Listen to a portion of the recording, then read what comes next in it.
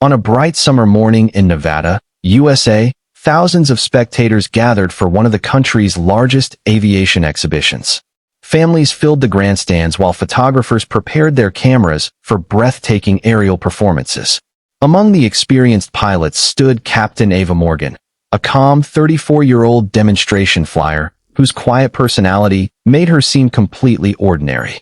Backstage, Ava wore a simple flight suit and chatted politely with young aviation fans asking for photographs. Nobody guessed she had once flown some of the world's most dangerous rescue missions. She never spoke about her past and preferred being remembered for inspiring children rather than telling stories about herself.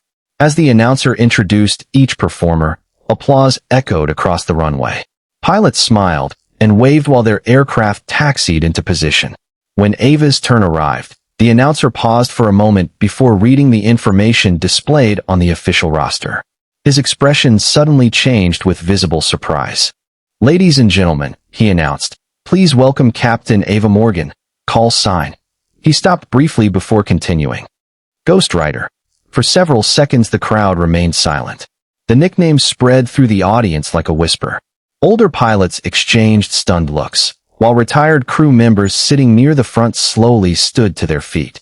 Even ground personnel glanced toward Ava with expressions of disbelief and deep respect. Years earlier, the call sign Ghostwriter had become legendary among aviation professionals.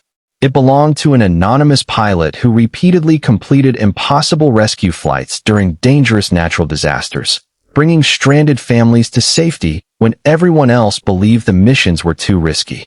No photographs or public interviews had ever revealed the pilot's identity. Ava climbed into her aircraft without acknowledging the growing attention. Her engine roared to life before she smoothly lifted into the clear blue sky. Moments later she performed graceful loops, precision rolls, and breathtaking low passes that left the audience cheering louder with every maneuver. Yet the performance itself wasn't what impressed experienced aviators. It was her flawless control. Every movement reflected years of discipline, calm judgment, and extraordinary skill. Older pilots recognized techniques rarely seen outside high-pressure rescue operations. They quietly nodded, understanding why only one person had ever earned the legendary call sign. After landing, reporters rushed toward Ava with microphones. "Is it true you're Ghostwriter?" one asked. Ava smiled politely but avoided dramatic answers. "I was simply fortunate enough to work with remarkable people," she replied. "No successful mission is ever completed by one person alone." Her humility surprised everyone even more than her reputation. Later that afternoon, a teenage girl nervously approached Ava holding a small model airplane. "I want to become a pilot someday," she whispered, "but people keep telling me it's too difficult." Ava knelt beside her and handed back the model. "The sky doesn't care who you are," she said gently. "It only rewards preparation, courage, and responsibility. Never let someone else's doubts decide your future." The young girl's eyes filled with determination. As the sun began setting behind the mountains, spectators slowly left the airfield carrying unforgettable memories.